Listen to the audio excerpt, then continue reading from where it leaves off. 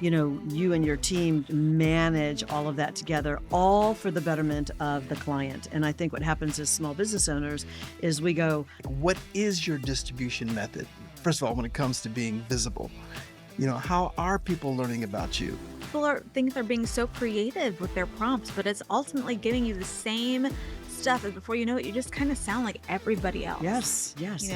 I think the most underrated thing.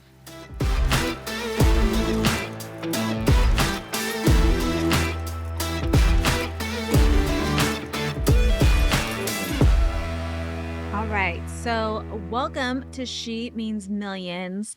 The topic today is really all about making sure that we as women entrepreneurs are being visible. So I want you to raise your hand in your car or in the middle of the street or in the gym, wherever you're listening to this. Dog walk, yeah.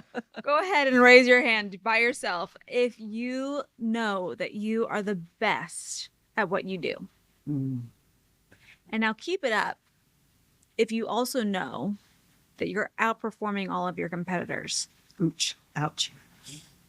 I'm willing to bet that a lot of your hands just went down wherever you're at in the world. And I think that it all comes down to being more visible and putting yourself out there, because a lot of us are really talented, but we also are just the best kept secret.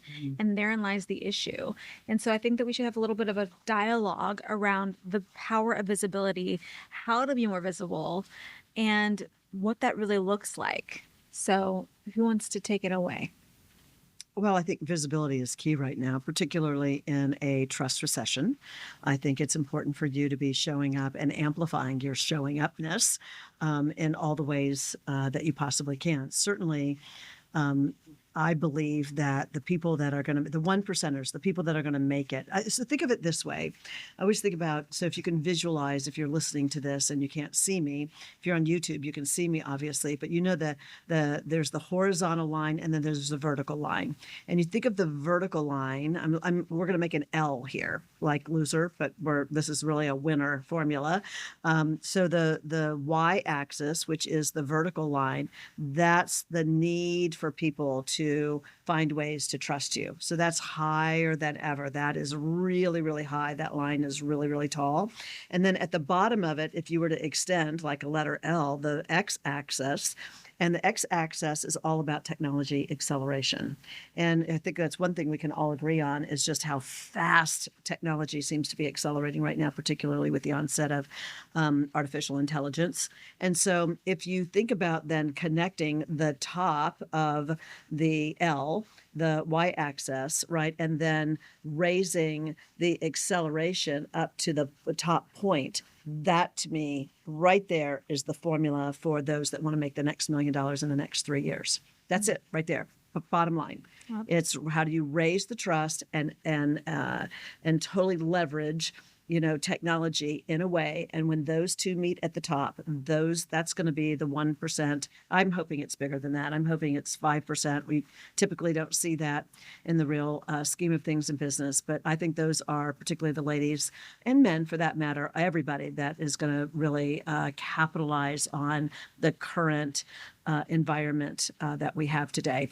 And so being visible is one of the most important ways to elevate people's trust in you, because people are just being bombarded by information. I think we'd all, me included, get our feelings hurt on how many people aren't reading all the things that we're putting out. It's so easy for people to spit out, newsletters and blogs and funnels and multiple funnels and just all the things right now with ChatGPT or a Claude or Gemini, whatever your poison of choice is when it comes to AI. And I think that people are just they're in overwhelm like never before. I think they're not opening it up, and they're suspicious because it's so well produced, all this copy that doesn't even sound like you. And so the way in which to really get access to people who really want to meet you and learn about you and ultimately hire you to do business with you is going to be meeting that face to face like never before. Mark Cuban, last thing just to validate this, Mark Cuban, and he's a goat, and I follow all the goats out there, and I've had the luxury and opportunity to interview him. You can find that interview on YouTube. But he recently was in Inc. magazine. I think I want to say it was the January 20 26th issue. You could probably do a search on the internet for that. And, he's been such a proponent about the power of AI. And yet he's now saying that in 3 years, we're not going to know what's real and what's not real. Mm. And so he's literally making investments now in live event companies because he says that is going to be the way in which people really build connection today. And the bottom line is you're not going to sell business based on contacts. You're going to sell business based on connections. And what changes a contact from a connection is the human interaction and the real way in which we begin to create real conversation.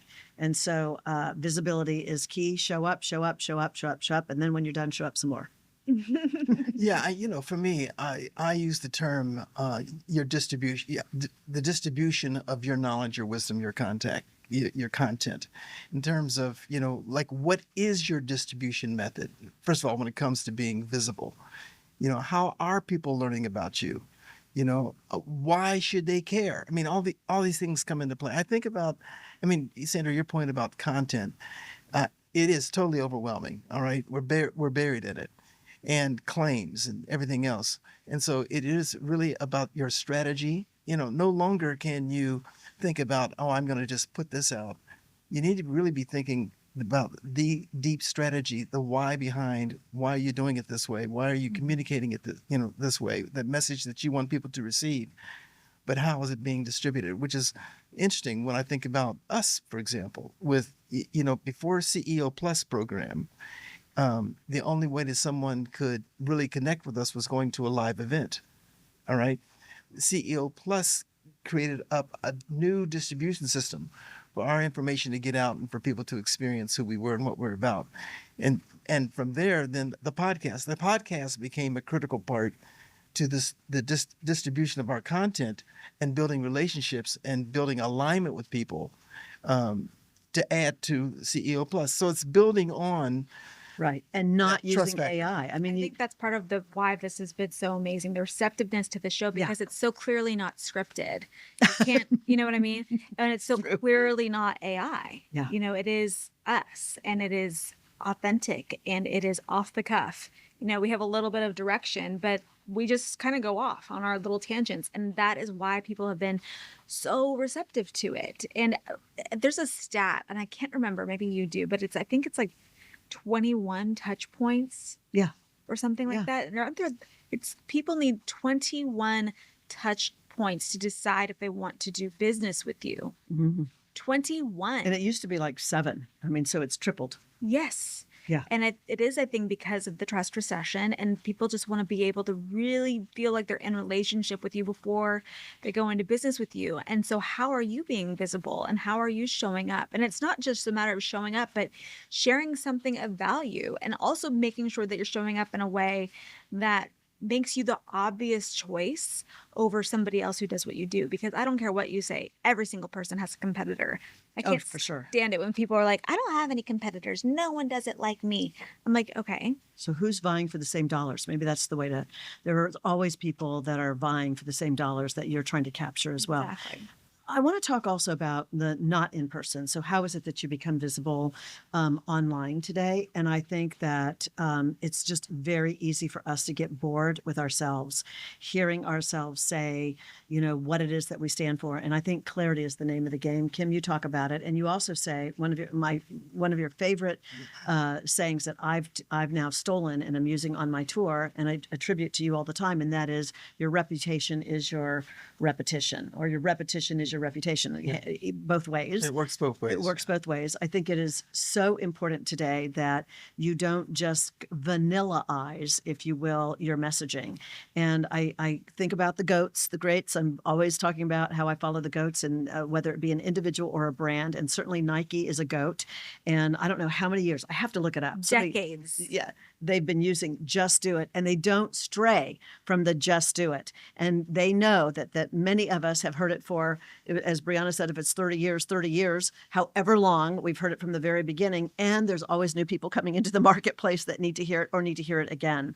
And so I just think it's really easy as small business owners to feel like rebranding is about always repositioning what it is that we stand for. That is not necessarily rebranding. Yeah. It's being so clear on what it is that that you stand for and what you want to be known for, and what is your mic drop moment, and what is that moonshot, and not straying from that, and then tapping into all the different branding mechanisms that there is in order to convey that core message over and over and over again. And I just feel like because we've got access to, all these AI tools, they provide us all kinds of really, great content ideas that we go, that sounds fresh and new and different, but it's also off brand. It's also steering away from your core message. Or and it's just vanilla. Yeah. People think they're being so creative with their prompts, but it's ultimately giving you the same stuff. And before you know it, you just kind of sound like everybody else. Yes. I think the most underrated thing that I don't see enough people doing is owning their story, owning their unique experience, because no one else shares your lived experience. And that is oftentimes the why behind why you do what you do, or the reason behind why and your how of your process is all because of your unique lived experience, and not enough people are open about that. So juicy. I love this. So we've said three things about visibility. One is showing up over and over and over again. The other is staying true to your clear message and not vanillaizing it and not diluting it, but being really clear no matter how bored you get tired of it, if it still represents what it is you do and how you transform your clients. And then the third one that you were saying just now was your origin story. Yes, your origin story. What is it that is your thumbprint, which is your experience that got you into doing what you're doing and why you're doing it, unique. Yeah. Yeah. But I also think you have to pay attention to what is working with your customer. Ooh. I mean, they've got that sign on their head, right, at all times. What's in it for me? That's what's there, and it never leaves them. You might not see it, but it's there. Right. All right. Right. And your awareness needs to be there, and you get signals all along the way. I mean, it's like, listen, guys. I mean, how many malls have you been through over your life, or or a shopping center? Not enough. And you're walking. You're not enough, right? In fact, I'm going to regret bringing up a shopping center or using any shopping words. Do you feel like you're drowning in your business? Like you're doing everything and something has to give, but you're afraid it might be you? What if I told you there's a network of over 500,000 women entrepreneurs, all dedicated to supporting each other, a network of women helping women? I'm Sandra Yancey, founder of eWomen Network, and I'm inviting you to join us and become a member. eWomenNetwork.com. We can't wait to meet you. No, but you walk right past store A, store B, store C. You walk right past them. Here's what I can guarantee you. They spent hundreds of thousands of dollars to get you to stop, but you just walk right by. So they want the business. They position themselves for the business, but people are walking by. Yeah, I love the whole thing with the burger wars. You know what I mean? I think about, who's your favorite? Is it a Whopper? Is it In-N-Out Burger? Is it Wendy's? Who is it? Whoever it might be. But people are making choices. Now, for me, I'm always enamored with the fact that you can go by almost any In-N-Out Burger. There's a line of people going in and out. Mm-hmm. Now, are they doing something that Whopper couldn't do or somebody else couldn't do? I mean, it's not a complicated formula. But there is. They do give you the mats so that you can eat in the car. Yeah, they do give. But whatever it is they provide, it informs who will be the customer that stays with them, because they are speaking to that customer's need. All right, they're providing a product that people want, and I think you got to be aware of that, and then think about, again, how are they learning about you? How are you staying? We're talking about in their visibility, because the consciousness? one thing about In-N-Out is they've got a very clear visibility strategy, Yeah. right? They're always within, what is it, a mile or something like that? Some kind of distance that off of an exit, so that they're visible and it's easy to get in and out. And out. I remember the first time I heard that in California, is the first time I was exposed to In-N-Out Burger. And I remember joking with the guys in the car saying, well, God, what is an In-N-Out Burger? What kind of burger is that? That someone would name it In-N-Out. You know what I mean? And it was like, This goes to show phenomenal, that, right? It's become famous. But I'm saying the big thing here is, you can have all the right buzzwords, graphics, everything else, and people will still walk past your store.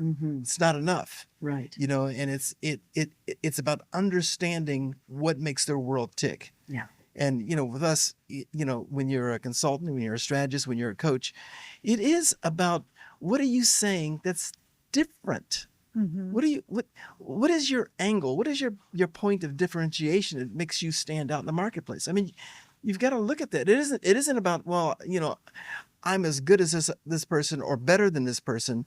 Yeah, but is your customer receiving it that way? Are they seeing the benefit for themselves? Right. Can they feel the benefit that you bring to them in a way that makes them say, I've got to have this. I've got to be a part of what she's offering. And I think what you just said, so it becomes, for some people, it can become like, wait a minute, you're telling me don't stray from, my brand and be, stick with it, but then also refresh. And so an example that I'm on a 20 city tour right now, it's amazing to me, the women that are coming up to me and saying, I've been a member since 2003, 2006, 2008. And in the membership based community and a continuity based business model, which is what a membership based model is. That's unheard of. It's unheard of. It really is unheard of. And I'm now asking, so what keeps you coming back? And what they're really clear about is we haven't changed what we stand for. 1 million women getting to $1 million in annual revenue. But it's interesting to me, Kym, to your point. So we're holding to, our just do it is 1 million women to $1 million in annual revenue. But the refresh, the staying relevant, is people saying, but you're always innovating. You're always coming up with new and different ways. So you stick with what you stand for, but you refresh based on what's going on in the marketplace, in the economy, on your customer base, on the aging out of your customer base and those that are aging in, all the complexities that it takes that all of us deal with as we stay in business for, periods of time, and for us for decades, as we're now into our third decade. It is about innovating and refreshing, but not steering away from what it is that we stand for. The world wants a new "I Love You" song, right? I mean, it is. You don't listen. You don't want to get stale, and all of us experience that. All of us find ourselves faced with, I'm in a stale moment right now. You know what I mean? It's time for me to refresh. It's time for me to reevaluate the path that I'm on, because the world is the way the world moves and the way the world evolves. It's that constant renewal of who we are, what we're about, and it's in everything. Now there's some things that kind of stay the same. We don't see change over. I mean, and it has to do with the human experience, right? They say 50% of all marriages after all these years end in divorce or separate. That number, isn't that strange? That number hasn't changed, but it's the one thing, it's the dynamic, it's a human dynamic between two people, right? It's just interesting when you look at it, because they profess their love to God and state and still can't figure it out. So when it comes to your marketing and advertising and promotion and staying, innovative, you might have a challenge or two in that area. Yeah. Just the nature of it. It's interesting because when you launched eWomen Network, you really didn't have any intention of being the front and center faces of it. Oh, gosh, no. No. And I think eWomen Network is what it is because you became the faces of it. Because now you. And now here I am. But the leadership is front and center. And, we have had an explosive 2026, and we are definitely on the 10x trajectory. And I think that because of the podcast and us showing up and being visible, it really is the game changer. So anybody that's been hiding behind their company, not wanting to be visible, I do believe that in 2026, that's no longer an option. Yeah. Unfortunately, if even we reference some of the greats, like Nike, for instance, even they align with mega influencers. That's right. They sign massive contracts because even though Nike isn't a person, they identify with people who their target audience can really get behind. And what they're watching for is the trends. Obviously, it's way more expensive to get the star of the day. Yeah. But they're watching for the new ones, the new athletes that are coming out, men and women. How can we get them early while we can lock them into a contract? So they're watching the trends. They're watching what the customer is noticing, what the customer is looking at. And what they're the not customer- cheap. They're No? hundreds Yeah. of thousands of dollars. So if you don't want to pay hundreds of thousands of dollars to hire a celebrity, then pay just a few $1,000s and really build your personal brand. Exactly. It's millions. Yeah, you're right. It is. It's millions. millions. I mean, I know what we go through to book speakers, and we're not looking at mega celebrities. I mean, it is crazy the cost of getting, big names. But it is interesting. You just said something there. We're not looking for mega celebrities. No, in our case, we're looking for real. We're Yeah. looking for real entrepreneurs that are going through stuff. Yeah. And have been through stuff. Yeah. They had had success and had to navigate through it. You know what I'm saying? Yeah. So we're looking for real stories. So that fits. Yeah. You know. I will say, though, there was one time I did try to reach out because I did think Selena Gomez would be awesome because she's from here and she has a brand and she's a celebrity. No. Mm-mm. No. Well, same thing with Jessica Simpson. Yeah. I mean, she's built $1 billion, whatever you might think of her, this chick has built $1 billion shoe business. Yeah. Yeah. And and she's from here. It's not in the budget today. Exactly. We thought, well, maybe she'll want to come home and visit some family. Yeah. Yeah. So on a pit stop, swing on over to our conference. Yeah. It'll be worth it. Yeah. Nope. $500,000. Yeah. That's crazy for an hour. Yeah. But and then you can use, anyways, that's a whole other conversation. But the point of the matter is, if you aren't willing to hire a mega celebrity to represent your company, then you need to start building some mega celebrity around yourself. Become the one. Become the one. Yeah. And it is a lot less expensive to build your own brand than it is to leverage someone else's. Right. It is I think that having a personal brand is probably the most valuable currency going into 2026 and 2027. Yeah. And you can do it under an umbrella name. It's eWomen Network. It's certainly not Sandra Yancey Yeah. networking group. It's eWomen Network. But within that, and even what we have done with the trifecta, Yeah. it's interesting to me just how that has kind of taken a life of its own. Yeah. And how we've been able then to leverage that and find new, channels by which to offer our products and services individually as well as together. Mm-hmm. Yeah. That's so true. Yeah. Based on individual brands underneath a company umbrella. Yeah. So, People struggle with branding and visibility. And you know what? It's understandable. It is not easy. I mean, it's, I don't want it to be just like a trite thing. I mean, it is.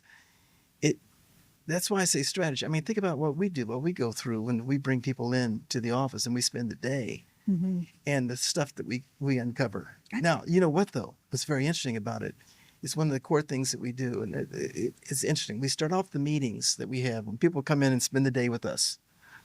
And one of the first things we do is let's talk about that moment where you crack the champagne bottle and you say, I did it. I arrived. Mm-hmm. And we always say, describe for us you arrived. yeah, People have a difficult time. Why do you think people have a difficult time with because that? they haven't fully named their moonshot yet. I think a lot of times business owners are just so busy kind of putting one foot in front of the other. They might declare it at the very beginning, but then they get into the business and they get caught up in the administrivia or the busyness of the business. And before you know it, they simply just lose track of the moonshot. And if you don't know what that moonshot is in reverse engineering, that's why you ask that question. It's why it's so strategic. It's why it's so important. And it's why it's your first question, because we got to know what that is and then reverse engineer from there. Because you make very different decisions when you are really clear on what that true moonshot is that you're going for, on what that I've arrived, that champagne moment really is. And that's why it's so important. And I think we just get lost in, putting one foot in front of the other and making the cash register ring to pay today's bills, that we lose sight of the big picture. And then we suddenly are just making decisions just to, make a buck, whether it's the wrong person, which becomes the nightmare client, which then takes forever to undo and sucks up a lot of time. And then next thing you're wounded and, now you're looking for the next thing, but you're being too cautious or you're cash poor. And so you see there's an opportunity, but you can't afford that opportunity. So you get distracted and realize that, you're paying for it anyway. I think that's the one thing that I learned from Ken Cragen, and that is you pay for coaching, whether you get a good coach or not. Just know you're paying for it. Just want everybody to hear this. You are paying for a coach. So if you're saying, no, I'm not paying for a coach, Sandra, I don't have a coach right now. Yep. And you're paying for it. You're paying for it by the slowness in which you are operating right now. You're paying for it in the distractions that you're getting caught up with that's sucking up some of your 1,440 minutes every single day. You're paying for it with the mistakes that you're making, the time it's taking to undo the mistakes, the damage that has caused, the cost that it's created, all the things. You're paying for it no matter what. Or you could attach yourself to someone's locomotive who's been there, done that, and can whisk you along in such an accelerated fashion and help you avoid the landmines and all the mistakes. You're paying for it anyway. And I think the most important thing you can pay for is, like, okay, buckle up, Buttercup, right now, because I feel so strongly about this. And that is, you've got to make enough money that you're saving some money so that you can invest in somebody that really knows about branding, because you need somebody outside of yourself. You're just too close to it. You can't see it. People are going to see potential in you that you just can't see in yourself right now. It does require a mindset shift to go to that next level, because you're functioning incrementally, and a real brand expert is going to elevate you 2 to 3, 4 times where you are right now, and re-change the way you look and see at things, which allows you to step into it in a much bigger, powerful way. It gives you the courage. You'll never have the confidence. I think confidence is a consequence of courage, but you'll have the courage to take that next step because you've got somebody that believes in you and sees in you. I think that's your brilliance, Kym, and you as well, Briana, from an online version. I mean, I know I reliant on the two of you. I don't think I'd be where I would be if it wasn't for the two of you reinforcing and believing in me to do some things that just really out of my comfort zone that I'd just rather not do. If I didn't have to, I could give you a million excuses not to do some things. Yeah. Like even this podcast, right, Briana? You came, said we need to do a podcast. I was like, wah, wah. No. Yeah. I think most women are resisting the urge to be visible, and they really have no reason, because we all have beautiful cameras on our phones. Yeah. Every single camera on the phone now has great quality video. And to take a photo, to post a video, it is all at our fingertips. The ability to put out your message and to be visible is easier than ever. So it's really not a skills issue. It's really not a accessibility issue. It's a decisiveness issue. Yeah. And you're just choosing not to be visible. Yeah. And I think that we need to make better choices. It Well, reminds also, listen, when it comes to your visibility, be discerning about who you work with. I remember, when I have hired people and I get their resume and all of that, especially if I was hiring a graphic artist or I'm hiring a video editor, let's say, for example, you know what I do? I go right to their samples, because I don't care what's in their resume. They have to pass the Vibe check. The design skill. I got to see it in their design skill above all. Let's see if we got the same aesthetic. See what we're going for. I remember in particular, it was a brochure that I did for a company, and rather extensive, beautiful. And I interviewed probably about 8 or 9 high levels graphic designers in Dallas, and there was one guy in particular who I just loved the clarity, the simplicity of his work. And I knew you got my aesthetic. You've got it. So my piece of advice I would give you, especially if you're looking at growing your brand, is, look at the companies that you like, that you value, you are impressed with, that you're reaching people and you're talking to people who are presenting you with examples of the kind of quality of work that they do that you'd like to have for yourself. It'll be different. It'll be you. Yeah. But you can look at someone's work and determine. What I see now, though, I see a lot of people working with a hodgepodge of people. Oh, yeah. They've got somebody, they worked on my website, and Somebody else did the logo. well, and very often the person working on the website can be at odds with the person doing the video, because they feel like they've got to get their 2 cents in and say something about the video. And the video person has to say something about the graphic design person if they were to do this. And then the marketing, the messaging, the copywriter. And so you have this little creative conflict going on among creative people. you I can don't know say who to that from listen working to. with them for, Yeah. 30 years, right? Just different creative types. But finding people that you like the work that Yeah. they do, and you want to take advantage of that skill set and bring that kind of conceptualization skill to your project. What I love about what you are, Kym, is you're like the general contractor. You know the plumber, you know the electric guy, you know the design guy, you know the aesthetic guy, you know all the things, and you and your team manage all of that together, all for the betterment of the client. And I think what happens as small business owners is we go hire the logo guy, and we go hire the color person, and we go hire the font person, and we hire the copywriter person, and we hire the video person, and nobody's talking to each other, and everybody's coming, as you said, from their own perspective. And I think what you do so well is you are the general contractor that's making sure that everything is all working into one cohesive direction. And that's why I think it takes an investment, and it takes a choice. Briana, when you were saying choice, it made me think of Zig Ziglar and the line that Zig used to be a neighbor of ours, and we had the same trainer, believe it or not. And so on Mondays and Wednesdays, we both worked out Monday, Wednesday, and Saturday.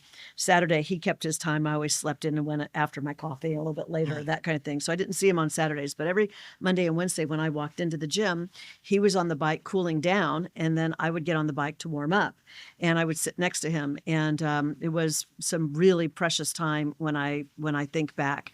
But one of the things that speaks to, Briana, what you just said, is that he used to say success isn't for the chosen few, it's for the few who choose it.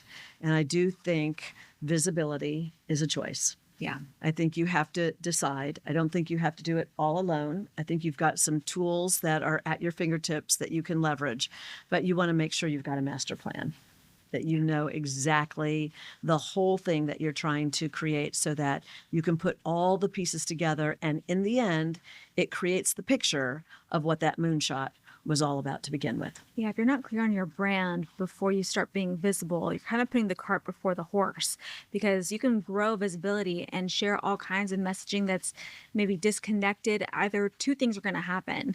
Either it's just not going to connect, it's not going to land, and you're not going to gain any followers, or you're going to grow your audience, but they're not people that are ever going to convert and turn into customers, because a following is different than an audience, right? And a following is different than an audience is different than a community. And so I think that if you don't have clarity on your brand and you're just spewing all kinds of content out there, you're getting a hodgepodge of different people following you for different reasons.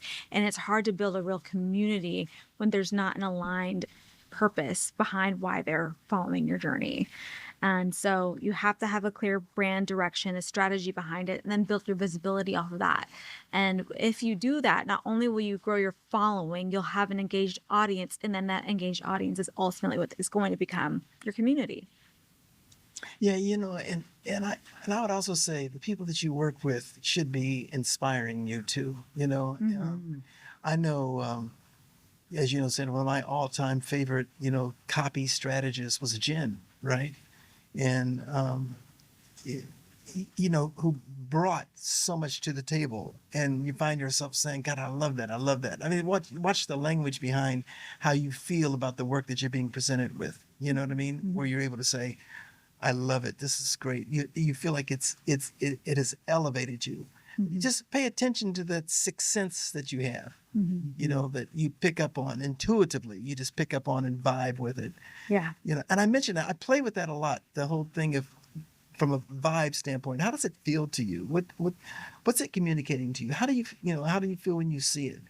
All of that plays into the equation. Yeah. And so many people don't play that way, but it plays into the equation, makes a massive difference. It does. It really does. I loved working with Jen too. Yeah. Awesome. I mean, we could go on forever. I think that we've hit a lot of ground and talked about several tips. If you want to summarize, because I know that you're the queen of summarization. Well, I mean, I started and then it got to be more and more and more. So, but I know that I hit the first, I think, 4, and then we talked about making sure that you are tapping into someone who understands your cohesive brand and who's going to architect the real moonshot for you, help you really identify what does, as the term you use, Kym, cracking the champagne bottle, open yeah. and then reverse engineering from there, and knows the players and the right players to bring around, your particular brand. And I think, Briana, for you, it's really about just making sure that you are in choice, that you have things at your fingertips, no excuses. So even if you're not in a position to hire somebody right now, you still have, that's not an excuse. When you lose your excuses, you find your results. There are some things you've got at your fingertips, and you just have to decide to lean into them. It's hard for me, so I can say this very clearly. Briana has to remind me all the time, to lean in, right? So that people not only know what you stand for professionally, but they get to know you a little bit behind the scenes too, because that really confirms for them that authentic side, the little bit of a silly side, maybe the crazy side, the fun side. Or just the real side, Yeah. messy side. Yeah, exactly. Because as we have demonstrated over and over again on our CEO Plus calls, we do the call, the behind the scenes. It's called All Access. It's the second Monday of every month, our All Access, which is behind the scenes. And we've been, it's felt a little risky for me because it's not my nature, but we've been pretty transparent sometimes about kind of the craziness and the messiness of it. And, it's wonderful to see hundreds and hundreds and hundreds and hundreds of people, chuckle with us, laugh with us, maybe even laugh at us a little bit, but hang in there and say, I'm glad I'm not the only one, that no matter how successful you become, being a business owner, you have to be a little cray-cray. And, you can't be normal. I've been in normal rooms. It's not my space. And so if that's you, you just need to know that, you're in the right place. You don't have to just mean business, right? Mm-hmm. She can also mean millions. Wow. We kind of like lined up at the same time. So, good hit on the millions, ladies.